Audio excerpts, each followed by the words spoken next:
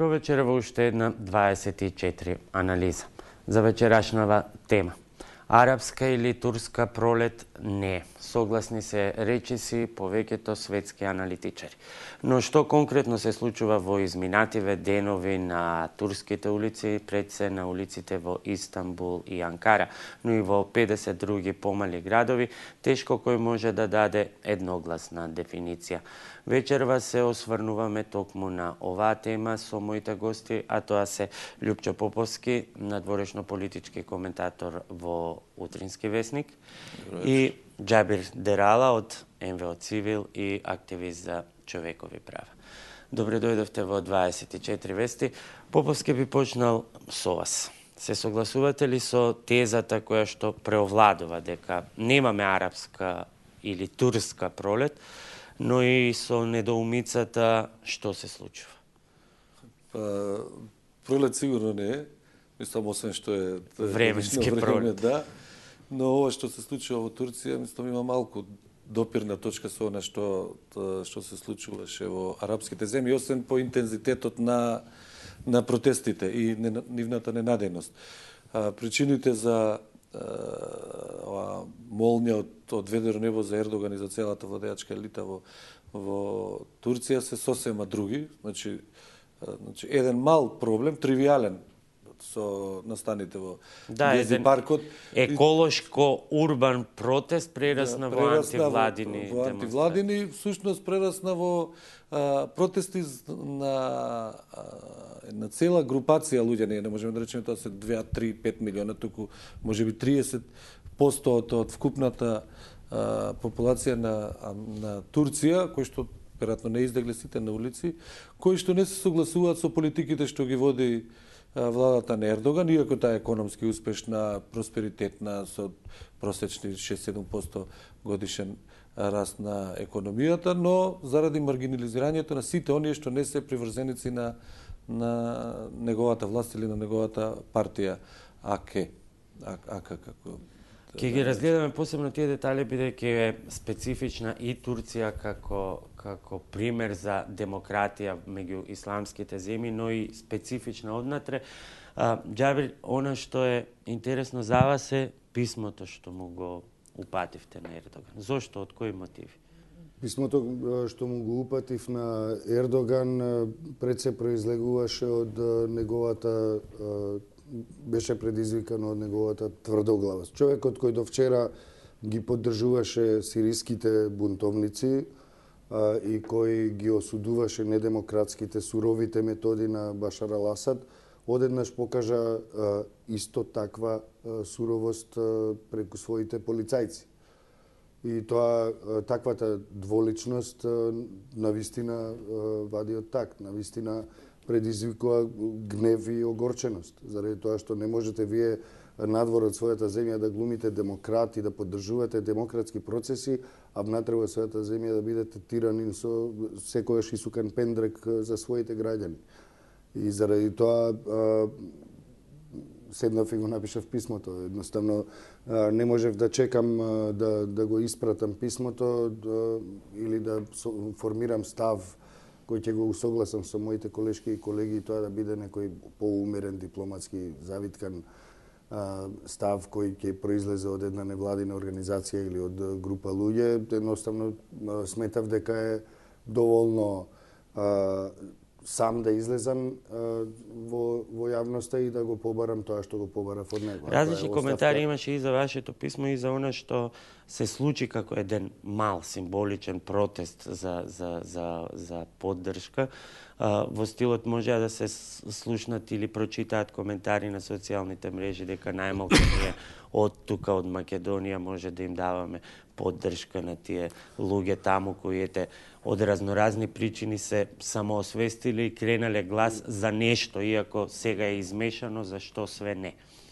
Да, секако дека ќе има простор да разговараме за тоа што навистина се случува во Турција и зошто е тоа така.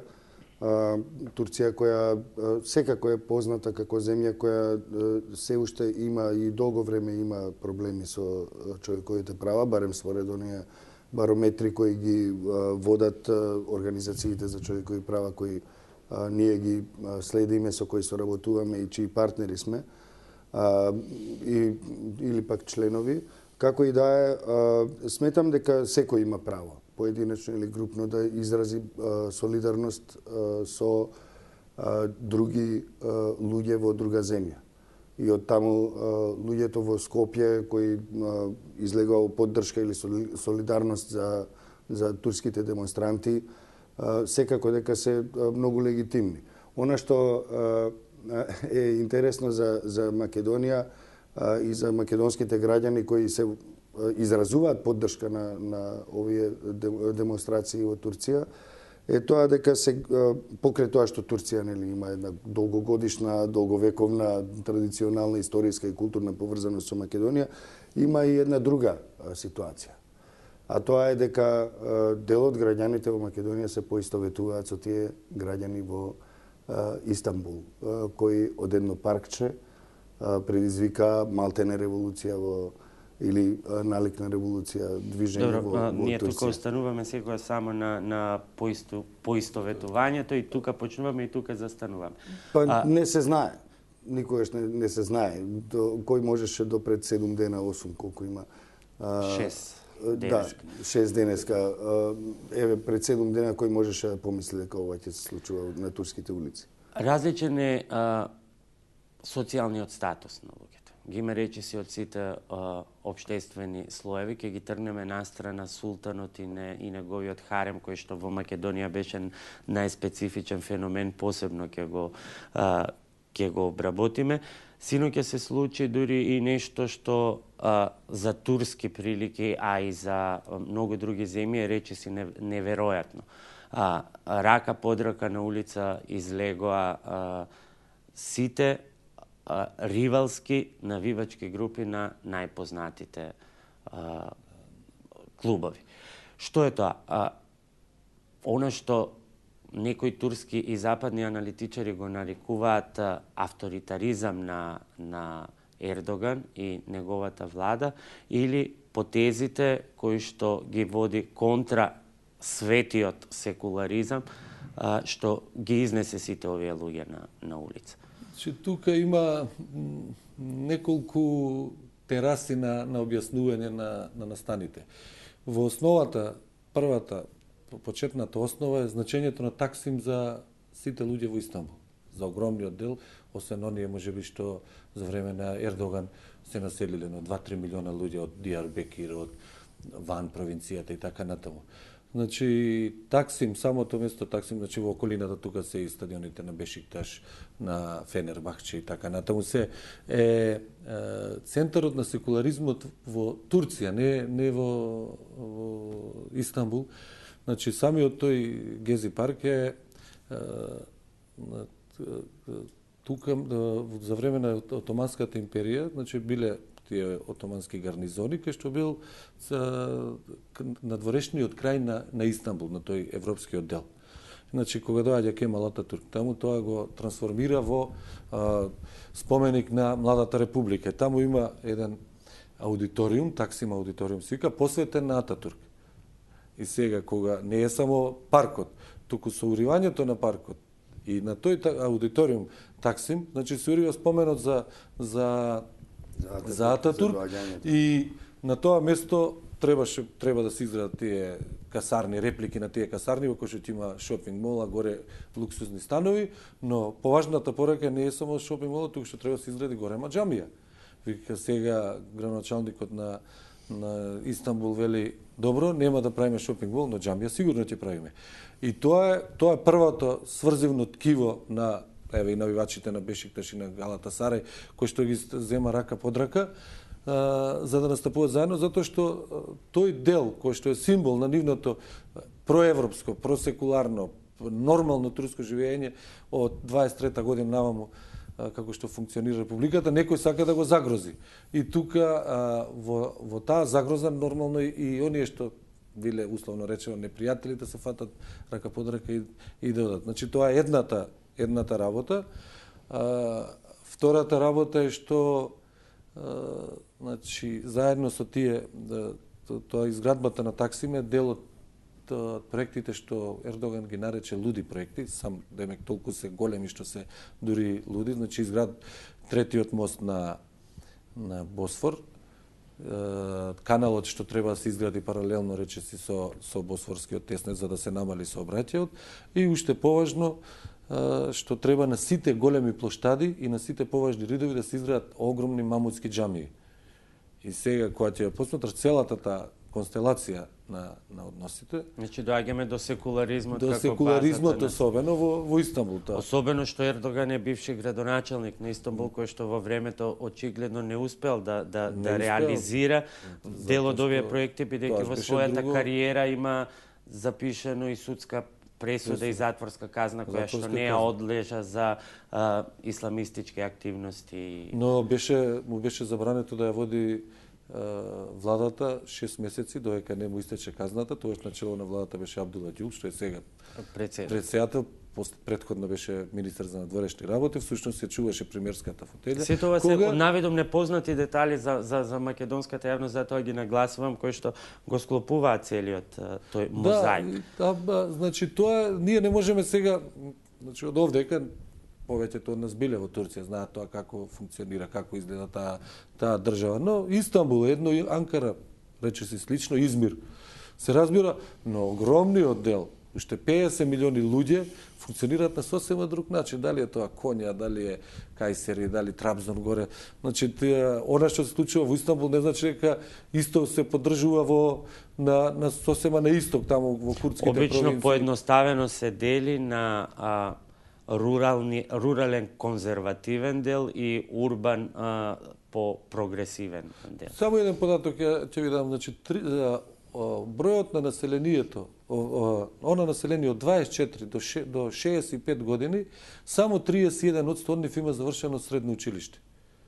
Значи, без оглед колку да изгледа напредна држава со голем економски раст и сега, кога тоа 70% речиси со основно училиште се, можете замислите какви пораките на Ердоган, како звучат кај тие за тој умерен исламизам, кај тоа население, а како овие што се бунтуваат во Истанбул, на каков одек може да најдат кај тоа граѓанство. Впрочем, Ердоган и освои власт со својот популизам и тој цело време води една популистичка политика која има некои економски показатели, сериозни економски показатели. За два мандати од 1300 на повеќе од 10.000 е доходот по глава на жител. Но повеќе од очигледно е тоа дека не секојаш економските успеси на една гарнитура можат да бидат доволен мотив граѓаните да молчат. И во овој случај тоа многу добро се покажува. Се покажува една проевропска ориентација, една секуларна ориентација на голем број луѓе. Сепак тоа е огромна бројка која излезе и на улиците, а поддршката која ја добиваат, што велиш ти дека се со голем процент се со основно училиште и така натаму. Меѓутоа истите тие се на улица и исто така тие им даваат поддршка, меѓусебно се поврзуваат и големи ривали како што се овие навивачките групи. Гледавме мотиви, односно сцени од тоа како повредени полицајци, истите тие демонстранти ги земаат и ги ставаат на сигурно и им даваат помош. Им пружаат помош. Една неверојатно висока политичка култура која би рекол дека малку се гледа дури и во некои настани кои се во западните земји, една поврзаност. Токму тоа се чини сите тие контрасти ја збунуваат и меѓународната сцена. Можеме деновиве да видиме навистина нејасни дефиниции и коментари што навистина се случува, особено по изјавите на премиерот Ердоган дека сето ова што се случува е дело на екстремисти. Екстремисти, плячкосувачи и добро, значи и твитераши. Најголемото изненадување е масовноста на протестите. Тоа е, значи, прво што дојде од ненадеж, бидејќи релативно никој не знаеше дека 200 луѓе се таму кампуваат во Гези паркот и се борат за правото да се зачува единственото единствената зелена оаза во тој дел на Истанбул.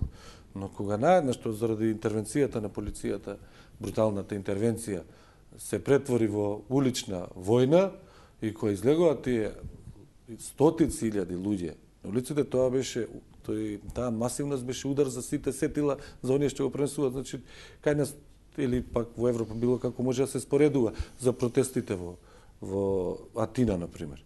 Ама цела Грција е 12 милиони, а Истанбул е 16 милиони. Значи, само 10% да излезе, тоа е 3 пати повеќе од колку оние што излегле, да речеме, половина Атина ќе излезе. Значи, таа масивност беше најголемиот показател дека нешто овдека не е во ред. И сега, всушност во основата се е тоа борба за демократија и за слобода. Мислам, тоа е основната и за почитување на ставот и мислењето на другиот, затоа што не е прашањето јас ја освои власта и сега јас како што ќе кажам така ќе биде, немате вие, бидејќи има мнозинство во парламентот, вие нема што да се буните. Тоа е основната теза на Ердоган, тоа ја кажува и директно и поумерено како неговиот заменик. И со директна порака, ако вие донесете 100.000, јас ќе ви донесам 1 милион, бидејќи јас ја имам силата. Но проценките се дека силата на Ердоган е толку голема што тој повторно ќе ги добие и претседателските избори кои се многу поблиску од парламентарните, дека би можел уште еден мандат да освои. Што е она што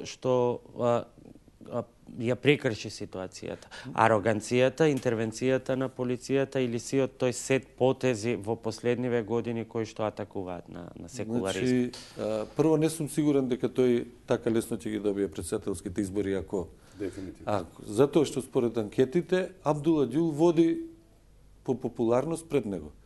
Сега, дали ќе има тука ривалитет, иако тие ќе подолго време не се во најдобри односи. И со последните изјави. И со последните изјави.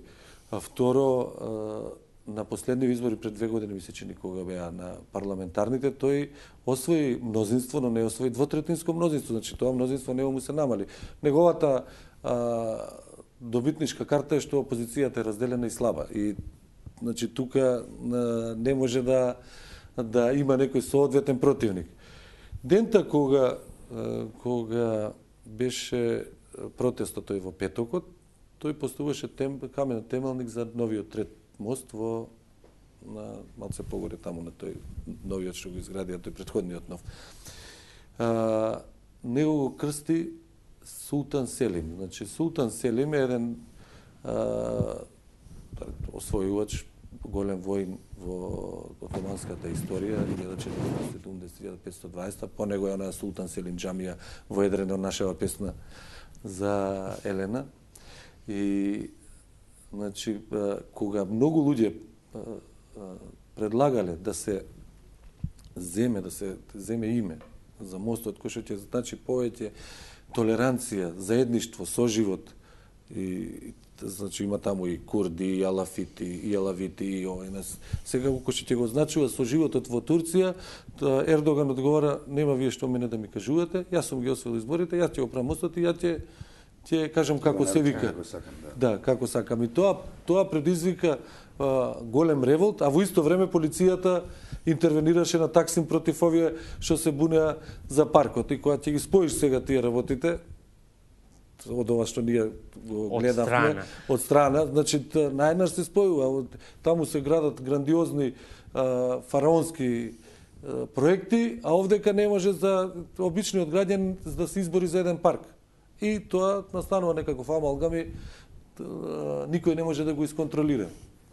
Така што, проблемот со тој Султан Селим е што тој бил исклучително груб и масакрирал таа секта брутален на алавитите, кои што представуваат 10% од населението во Турција.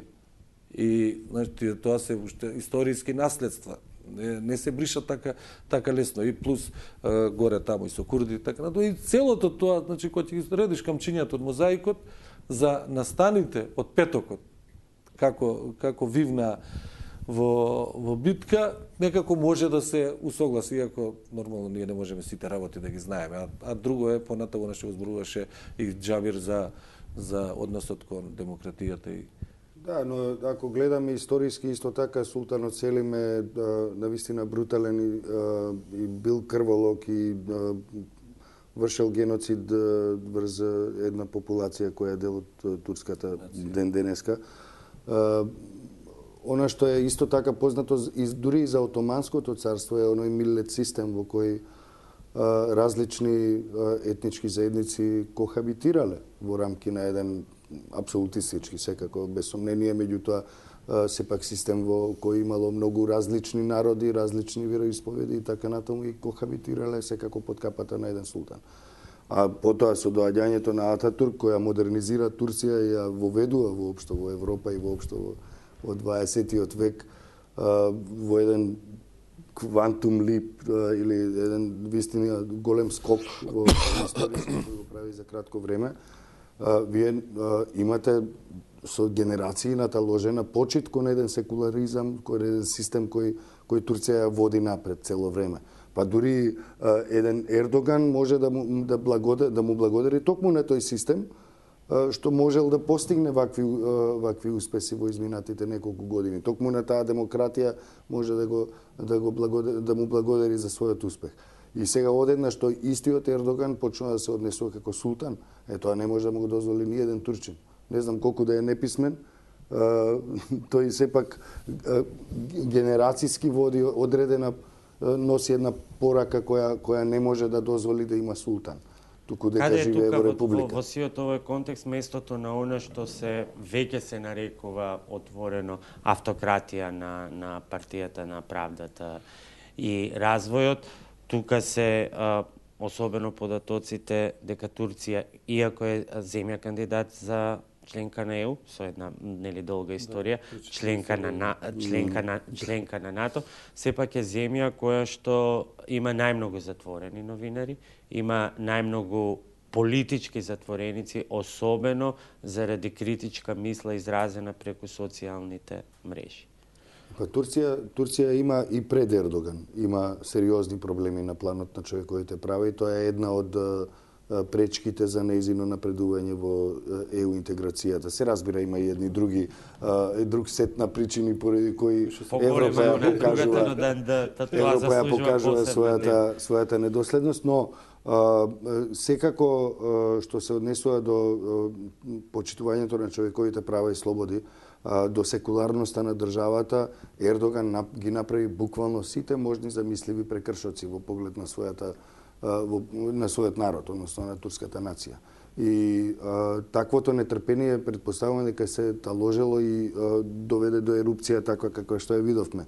Не секогаш е потребен многу голем повод за да избие незадоволството на површина, особено во услови какви што ги имаме во Турција.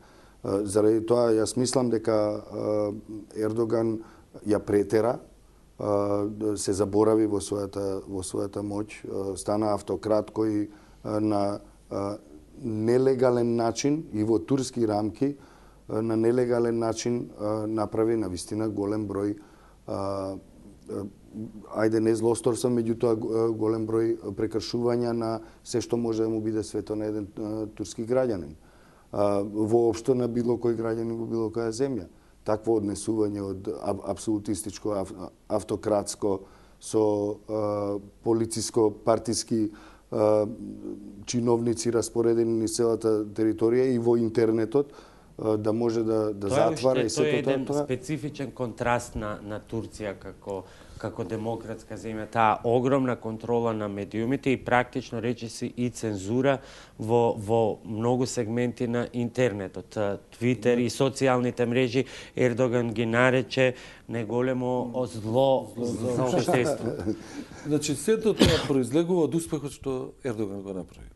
Да неговото владење, да беше климаво, да немаше економски раст, да не се трансформира Турција во важен глобален играч, значи преку новата доктрина на Министерот за надворешни работи Давутоглу, значи за таа пост-отоманска сфера на влијание, кога незините производи, телевизиски серии, музики се слушаат и се гледаат од Казабланка до Багдад, значи во целиот арапски свет, плюс да не зборувам овдека во Европа, од Бугарија до Чешка и до Полска. Значи тоа огромно влијание создава кај нормално кај секој политичар во земја која што нема големи демократски традиции, има демократија, но демократски традиции не се клучен темел во општеството. Значи има таму демократија, се разбира дека има, иначе не би постојала, не би напредала толку Турција, но имаме 4 воени удари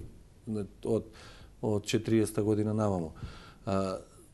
Кога во таква ситуација ти постигнуваш успех, кога кризата во светот што беше од 2008 па се уште трае, не ја погодува неговата земја, значи кај тебе создава впечаток дека твојата моќ е навистина голема, дека не може никој да ја оспори, значи и тоа е како Ердоган не е единствен случај, таков случај има стотици во историјата. Сакате да кажете дека чувствувајќи ја и економската моќ, чувствувајќи ја и стратешката положба на Турција, стратешкото партнерство на САД и генерално на Западот контра диктаторските режими и режимите кои носат други опасности од исламскиот свет, дека Ердоган добива се повеќе и повеќе сила? Се разбира, значи ние не можеме да ја маргинализираме, подцениме или да омаловажиме, успехот што го постигна Турција. Успехот е навистина огромен, фантастичен, без секоја не може ништо да му се најде, никаква забелешка. Можеби ние може да зборуваме за прераспределбата на богатството, за тоа колка ниво на корупција има, зошто одреден слој луѓе се богатат се повеќе и повеќе таму на или зошто син на министер го добива тендерот за паркот кој што впрочем беше спорен. Зошто на Таксим има 8, како што читав овие денови, 8 шопинг мола. Има 8 и сега вика тоа зошто не уште еден, на Таксим е само еден кварт, 9 за да го добие министер, значи таа корупција и тие луѓе вложуваат пари, сето тоа се развива, но начинот на прераспределбата на богатството, тоа е главниот мотив за овие млади луѓе или пак јавни личности, познати глумци кои што ние ги знаеме од овдешниве серии да излезат и да се побунат. Значи успехот не значи дека е заснован врз цврсти демократски правила и цврсти демократски институции. Тука е главниот проблем на Ердоган и на Турција. Значи ти можеш да одиш напред, но некаде тие демократски институции кои што не можеш да го послушаш мислењето на другиот, не можеш да изразиш заеднички ставки, најнаш ќе почнат да стануваат кочница, значи како воинка, значи таа голема масивна моќ што ја имаш, некаде на крајот ќе почнува да се собира. Иако се многу, се извинувам, само една додавка која ќе помогне во анализата, иако се строго контролирани и практично медиумите и практично голем дел од овие протести не најдоа свое место во медиумите. После кога ќе почне во Турција, после нема запирање. Во делот водечките печатени медиуми можеше да се прочита и ваква една оценка дека Ердоган не ја научи својата лекција, не ја разбра пораката, а таа беше доста не притискавте, доста не угнетувавте. Па сега за 5 дена не се учи така лесна порака. Значи тоа треба неколку пати да се веројатно да се случи. На претходните избори требаше да ја свати пораката дека би требало да ја ометне својата политика. Јас иако не сум економски експерт, меѓутоа по некоја логика, ако гледам наглиот раст на Турција и големиот економски успех што го има и внатрешно и меѓутоа и на надворешен план, тоа се услови кои се создадени во Турција и околу Турција и во Турција. Ердоган нема донесено некои спектакуларни новини во тоа како да ја менаџира земјата за да постигне економски успеси. Условите беа такви кои и овозможија на некој начин на Турција и на турската бизнис елита да постигне вакви успеси. Затоа што не е тоа само некоја политика која што тој ја спроведува. Веројатно може да се каже дека тој само ги продолжи некои традиционални форми на економска работење во рамките на Турција, меѓутоа и во надворешната трговија. Турција од секогаш е позната како земја која е многу заинтересирана за извоз и за извоз на квалитетна, а сепак ефтина стока и така натаму. А воедно гледаме дека тој, неговата партија и неговиот систем донесоа и можеби повеќе корупција отколку било кога порано во Турција. Затоа што многу воедно тоа инаку кога удри по темелите, години не можеш кога ти удри по темелите на секуларноста. Тој од Турција почна полека да прави исламистичка земја. Со која не мислам дека е исламистичка, но дека она што не било замисливо во Турција сега е нешто, значи тоа забраната, значи тоа беше во целиот тој сет работи што се случија последните 10 дена, значи тоа беше забраната не строга, туку намалување на можностите да купуваш слободно алкохол, забраната за бакнување на јавно бакнување на улици, поставување големи банери во метроата, внимавајте на вашето однесување, така да сето тоа полека ги се собира и експлодира кај Гези паркот. Во друга ситуација пред една година веројатно тоа не би се случило, но ја мислам дека тој тоа ќе го надмине и од кога отиде во понеделникот таму во Мароко, таму што даде една изјава, потоаш молчи неговиот заменик премиер да се едни поумерени тонови, значи не може веднаш, значи тоа е една голема политика која владе 11 години со една држава, не може најнаш да пресече ова што го кажав, од утре не важи сега, како што кажувате вие демонстрантите или борците, архитекти и така ќе биде така, значи тие бараат некаков простор за отстапка, за да не се почувствуваат како губитници. А како? Ја мислам дека целата работа полека ќе се стиша, но тоа ќе му останат лузници кој што ќе мора Ердоган да свати дека сето тоа што се случува го направија него да не биде семоќен. И Истанбул него катапултираше во високата политика, во градоначалник и наследник на тој... Сега се вели, сега може да му биде... бројка се зголеми и ако во Истанбул му излезат не неколку, не десетина илјади, туку ако тоа почне да се брои со стотина илјади па до милион, дека тоа ќе биде крајот на Ердоган. Не би рекол. Значи, на предходните избори се собраа во Измир, значи, тоа беше најголемиот митинг, 1 милион луѓе за подршка на прокемалистичките партии, таа Републиканска народна партија на Дилџерлик, како се викаше. Значи, 1 милион. Тој утредната извади 2 милиона на митинг во Истанбул. Значи, како што сега. Значи, тие 1 милион луѓе се ништо во споредба од која ќе ги ставиш во една маса од 76 милиони жители што ги има Турција. Значи, таму има од Ерзерум до да не ги набројуваме десетина градови од Анкара на исток, кои што имаат сите заедно можеби 40 милиона жители. Ние не ги гледаме нив, ние не го знаеме расположението. Од нив се 10 милиона, да речеме, курди. Но не го знаеме расположението. Какво е, дали тие го поддржуваат Ердоган или не го поддржуваат. Ако треба, сите ќе дојат на автобуси да направат митинг од 5 милиона луѓе во Анкара. Тоа во истиот момент може да го организира. Но тоа дали е веќе пожелно за едно општество да се најдат од наспротивставени страни две групации кои што се залагаат за различна држава, па да настанат не знам какви проблеми. Значи тоа мора да се менаџира. Колку со последниве потези кои што се случуваат, еве денеска има знаци на попуштање и од една или од друга страна, колку за другиве соседи во други земји сме ја виделе моќта и силината на синдикатот, колку приклучувањето на синдикатите денеска на протестите ќе даде една нова димензија.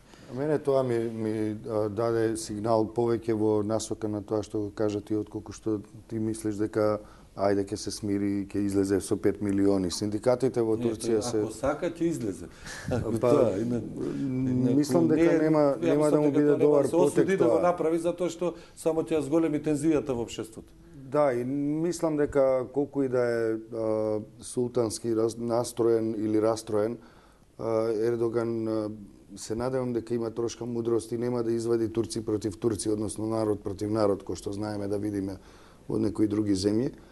Ама се надевам дека исто така дури и да помине Ердоган без оставка и без притисок да падне, да распише нови избори и така натаму, сигурен сум дека тој веќе ја научил лекцијата и веќе изработува план Б што да прави, како да се однесува во иднина и како да ја врати секуларноста на Турција, бидејќи ова е веќе отидено до тие мерки што мислам дека граѓаните во Турција нема да му дозволат да им ја земе секуларноста, да им ја земе модерната димензија на нивната република и дека нема да дозволат повеќе да дојде и на власт ако веќе збориме.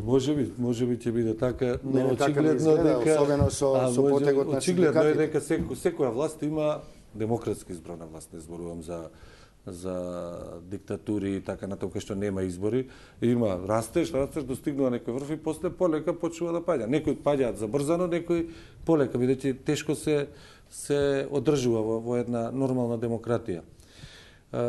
Ова Џабир што го кажува е точно, но од друга страна има еден друг податок кој што е поврзан со настаните во Сирија. Значи, Турција застана цврсто зад западните сојузници во поддршка на бунтовниците. Исто како што застана и во Либија. Значи, против Гадафи. Огромниот проблем за него е што најголемиот дел од турското население е против таа прозападна поддршка за бунтовниците. Затоа што тие чувствуваат, особено по оние два автомобили бомби што експлодираа во тоа Рейнха или како се вика градчето, близу границата, 40 души загинаа. Значи тие прво, например, тие 10% алавити се чувствуваат несигурни дека бунтовниците ќе донесат радикален ислам, Ал-Каеда може преку нив да се инфилтрира во нивната земја, значи во Турција. А второ, дали сега треба да земаат со себе целосно западни вредности наспроти овој арапскиот свет кој им е близок и со кој што, например, Сирија, со владата на Сирија претходно има исклучително добри односи. Значи, после децении лошо менаџирање и на границата и на меѓусебните односи, најнаш воспостави една изворедна соработка, плюс огромен број фирми турски таму, ја рече си да презедоа половина од сириската економија. И сега тука тоа е во расчекор. Дали да биде партнер на НАТО или па да слуша делот, значи тука оние што се во Истанбул не се единствените луѓе кои што го гледаат развојот на ситуацијата во Сирија. Значи некој тука работите се собираат, додека не се искристализира еден став што понатаму ќе прави Ердоган. Тој има исклучително добри советници, фантастичен министер за надворешни работи, така што во тој надворешен план сигурно ќе најде модалитет да се излече со помало штета. Од друга страна, групата на улицата е многу разнолика, барањата се различни од она оставка на владата, нели најрадикалното, до оние 5 барања кои што ги имавме денеска, оставка на полицијата и така натаму, значи ослободување на сите, што е некаков сигнал дека еве и демонстрантите прават некаков пат да стивнат работите. Меѓутоа, што е со она што сите го замеруваат, тоа е особено рестрикцијата кон незапирливата слобода која што се шири преку социјалните мрежи и интернетот. Тоа е нешто со кое не само турското, во моментот в турското општество мора да се справи, а тоа е дека интернетот не може да се контролира. Колку и да се обидуваат владите да го контролираат, да го регулираат, интернет сферата, особено социјалните мрежи, ќе најдат свој начин да како дојдат до што е обстојуваат овие можно контрадикторности еве во Турција? Денеска имате вие уапсени луѓе кои заради ширење дезинформација преку Твитер. Тоа ќе мора да се прави Ердоган со тоа и конечно се помири со таквото нешто. Дека едноставно луѓето мора да ги остави да комуницираат слободно и без рестрикции и ограничување. Инаку ќе му се случи и уште еден Гези парк и така натаму. И тоа Гези парк ќе му се случи на секој што се обидува сопре или ограничи комуникацијата меѓу луѓето и ширењето на информација. Тоа е основното правило, значи во една реченица, битка за демократија и слобода и за почитување на ставот на другиот. Се е тоа, се друго може да направиме цела пирамида на тоа што се случувало, но тоа е основното во приказната во Турција.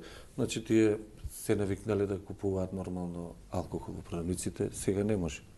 Се навикнале луѓе во Истанбул да се бакнуваат на улици, сега доаѓа некоја морална полиција дека значи почнуваат да се чувствуваат загрозени дека некој нешто парче по парче му зема од неговата слобода. Наместо училишта некои се жалеа од демонстрантите дека се градат џамии. Сега наводно има 3 пати повеќе џамии од училишта во Турција. Значи џамии во овие 10 години никнуваат на секој чекор таму. Значи тоа е умерен ислам, ама пораката е јасна. Значи според некои ние знаеме како и жената на Ердоган и на Ѓул дека се со шами доаѓаат и на официјални приеми така за. Значи тоа е пораката, ако ние највисоките раководители се однесуваме така, и ќе се однесувате и вие. Целата е таа филозофија на еден од познатите нивни, како да го наречам, не е проповедник, туку школа на Фетула Ѓулен, значи таа е целата школа на Фетула Ѓулен, тоа е еден што има создадена условно речена секта, која има 7-8 милиона, и тоа е целото владење на Ердоган е во основите на Ѓулен, а Ѓулен инаку е емигрант во Америка, 99-та година емигрираше од Турција во Америка, и тоа, значи, умерен ислам,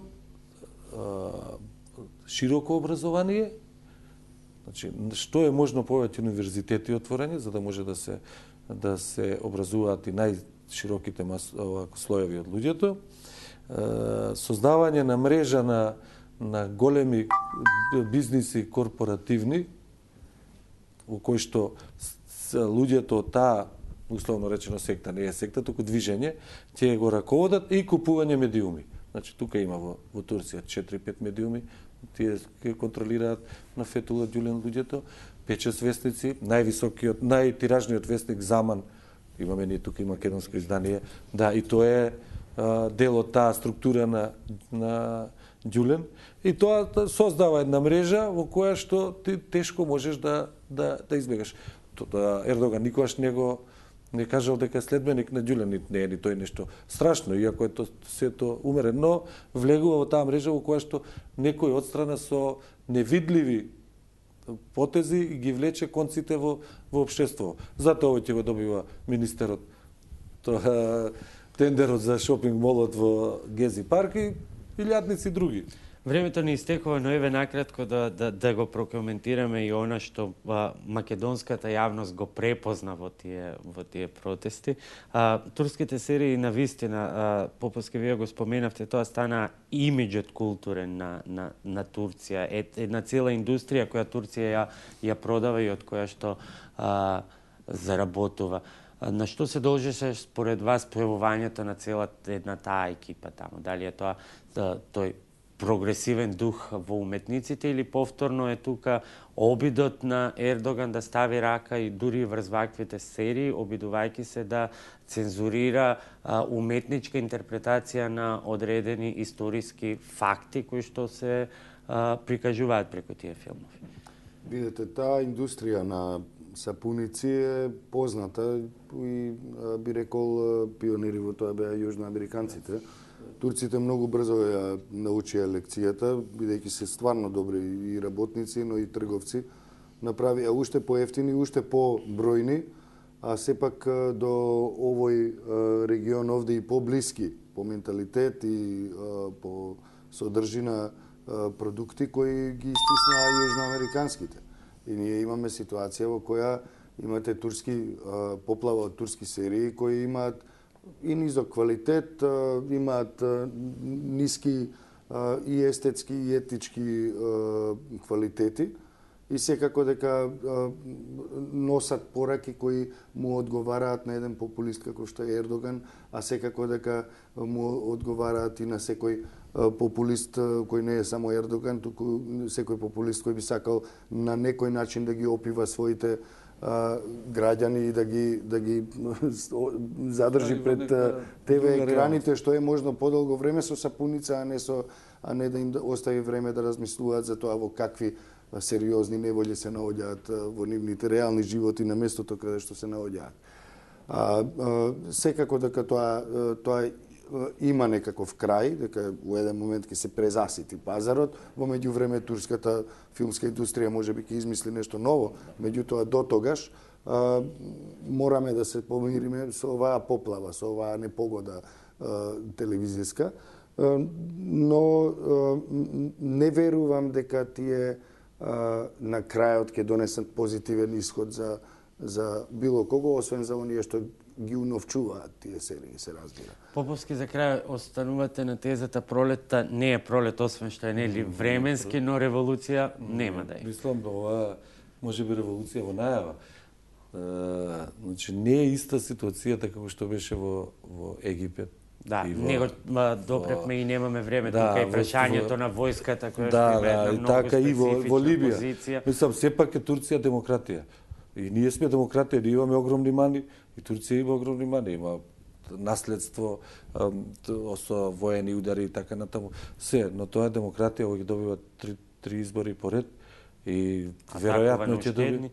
Да, такова неуштедни ќе добие, но проблемот е што прераспределбата на богатството е во три канали. Нечестна. Да, нечесто, има три канали кај што одат парите и другите полиња кај што се обичниот народ, кој што нема многу голема корист од овој голем економски растеж на Турција, затоа што се зголемуваат примањата до некаде, но цените на продуктите, на станарини, на ова, растат многу побрзо отколку што примањата на луѓето. И сега тука се раѓа некакво незадоволство. Нормално и плюс тие ограничување на секој чекор што се уваат едно, па друго, па трето, па четврто, полека, значи се менува целиот амбиент во државата, веројатно ќе запре до некаде, но ако Аја Софија или таа, како ја викаат, сината џамија станат како едни од многуте џамии во Истанбул, а се градат на другите плоштади уште 5 мамутски кои ќе бидат поголеми, значи нешто се случило во држава што не е во ред.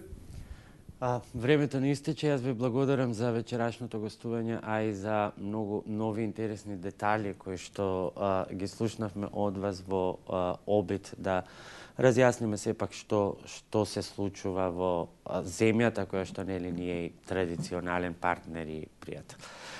Почитувани, тоа беше се во вечерашнава 24 анализа. Останете и натаму на 24 вести, следува дневникот во 22 часот. Довидување.